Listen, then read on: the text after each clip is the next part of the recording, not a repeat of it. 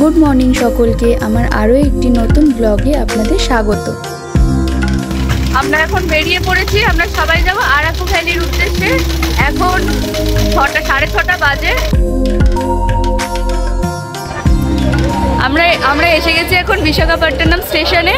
এখান থেকে আমাদের আরাকু ভ্যালির ট্রেন ধরতে হবে, তাই আমরা এখন ট্রেন ধরার জন্য একটু এগিয়ে যাচ্ছি। এখানে প্রচণ্ড ভিড়। 6:45 নাগাদ এই ট্রেনটি বিশাখাপট্টনম স্টেশন থেকে ছাড়ে এবং বোরা কেভ পৌঁছায় ওই 9:45 নাগাদ। সকাল সকাল ট্রেন থেকে এত স্নিগ্ধ সুন্দর পরিবেশ এবং চারিদিকে এত সবুজ ঘেরা পাহাড় দেখতে দেখতে আমরা এগিয়ে চললাম বোরা কেভসের দিকে।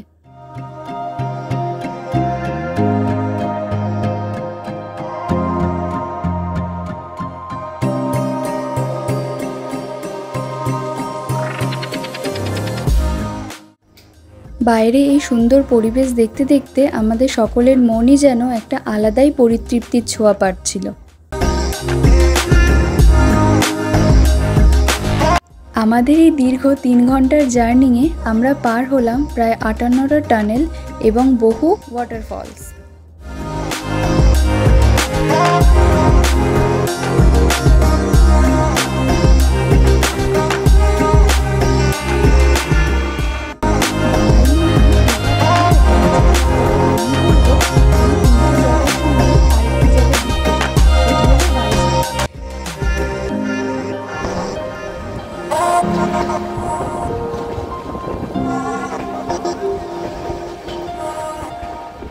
এখন আমরা নামলাম ট্রেন থেকে, এইমাত্র নামলাম বোরা কেভ স্টেশনে। এখন আমরা বোরা কেভ ঘুরতে যাবো। আজকে ওয়েদারটা খুব খারাপ, বৃষ্টি পড়ছে, সকাল থেকে কোনো সূর্যের দেখা নেই। এইটা একটু মন খারাপ লাগছে। আজকে ভেবেছিলাম একটু সানি ওয়েদার হবে, কিন্তু সেসব কিছু হলো না। চলো দেখি বাকিটা কি হয়। আমরা এখন নামছি বোরা কেভের দিকে যাচ্ছি। স্টেশন থেকে হেঁটে যাওয়া যায়, আবার এই ছোট ছোট টেকারগুলো আছে সেই গাড়ি করেও যাওয়া যায়। আমরা হেঁটেই যাচ্ছি। অনেকে বোরা কেভটা অনেক কাছে বলে, কিন্তু মোটেও কাছে নয়। গাড়িতে আসলে আপনাকে হাফ রাস্তা অব্দি ড্রপ করবে, তারপর আপনাকে বাকিটা হেঁটেই যেতে হবে। এখানে গাড়ির কোনো সিস্টেম নেই। বেশ খাড়াই রাস্তা। বয়স্ক যাদের হাঁটুর সমস্যা, পায়ের সমস্যা, তাদের উঠতে গিয়ে অনেকটাই বেগ পেতে হবে।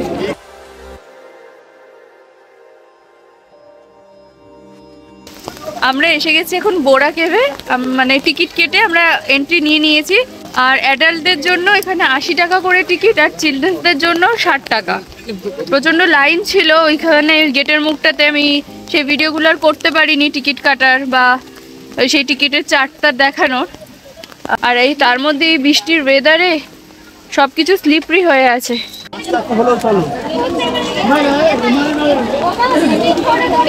দেখছো এখানে কি অবস্থা, আর খুব স্লিপ হয়ে আছে, একদম খাড়াই সিঁড়ি, খুব সাবধানে নামতে হচ্ছে।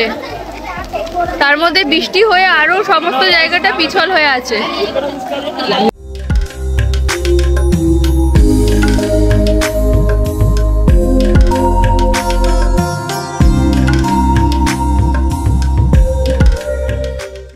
প্রচুর ভিড় পেরিয়ে অবশেষে বোরা কেভে নামতে আমরা সাকসেস হলাম।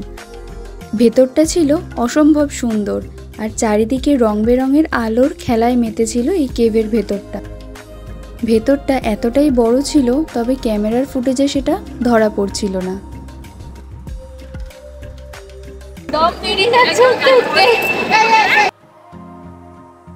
গুহার গহ্বরে ছিল একটি শিব মন্দির, তবে বৃষ্টির কারণে সেই মন্দিরটি পুরোটাই জলে ডুবেছিল। প্রাকৃতিকভাবে তৈরি এই গুহার ভিতরে রাস্তাগুলো কোথাও ছিল সরু, আবার কোথাও ছিল বেশ চওড়া। কেভে ঘোরার পর আমরা লাঞ্চ কমপ্লিট করে এরপর চলে গেছিলাম কফি বাগান দেখতে।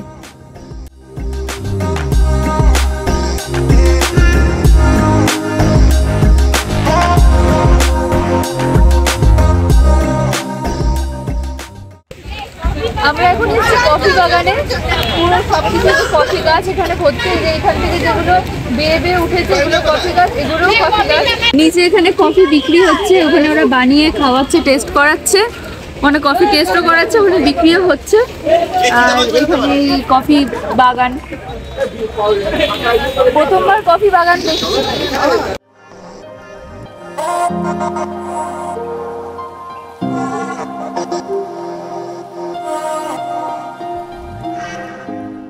এখানে এসছে কফি না কিনলে হয়, তাই আমরাও কয়েকটা এরকম কফি কিনে নিয়েছি, ফিল্টার কফি। আর এখানে বেশ এই স্টার অ্যানিস, জয়িত্রী এগুলো হচ্ছে একটু কমে পাওয়া যাচ্ছিল, তাই জন্য আমরা এগুলোও নিয়ে নিয়েছি। এগুলোও কাজে লাগে, নিত্যদিনের প্রয়োজনীয়। বেশ সুন্দর এই জায়গাটা, এত কফি বাগান, কফি বাগান। এর আগে কখনো আমি এভাবে কফি বাগান দেখিনি। এখানে কফির বীজগুলো হাতে নিয়ে দেখা যায়, কিছু কফির বীজও তুলে এনেছি, ওখানে পড়েছিল।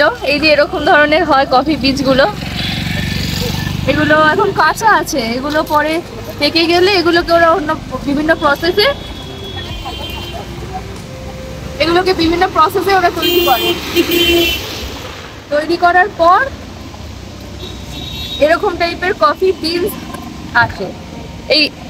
এই কাঁচা এগুলোকে করার পর এরকম কফি বিনস আসে, তারপর এগুলোকে রোস্ট করলে কফি পাউডার, ফিল্টার কফি।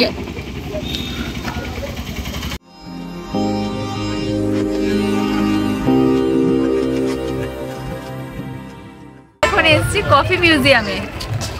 এখানে কফির কি জানি কফি কি হয়।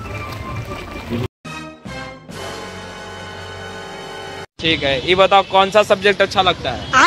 कौन सब्जेक्ट अच्छा लगता है? बैगन। আমরা এখন এসেছি কফি মিউজিয়ামে। এতক্ষণ কফির বাগানে ঘোরাঘুরি করলাম, এখন এসেছি কফি মিউজিয়ামে। দেখি এখানে কি আছে। মিউজিয়ামের ভিতর মূলত দেখানো ছিল ব্রিটিশ আমলে কিভাবে কফি বানানো হতো এবং সেগুলো ব্যবহার করা হতো কী কী ধরনের আসবাবপত্র ইত্যাদি। এবং এছাড়াও আরেকটি কর্নারে ছিল কফির তৈরি বিভিন্ন রকমের খাবার, চকলেট। এরপর আমরা ফিরে এসেছিলাম হোটেলে, তবে অনেক রাত হয়ে যাওয়ার কারণে ভিডিওটা কন্টিনিউ করতে পারিনি। পরের দিন আমরা সকাল সকাল বেরিয়ে পড়েছিলাম সাইট সিনের জন্য, তবে সেই সব ভিডিও থাকবে আমার নেক্সট ব্লগে।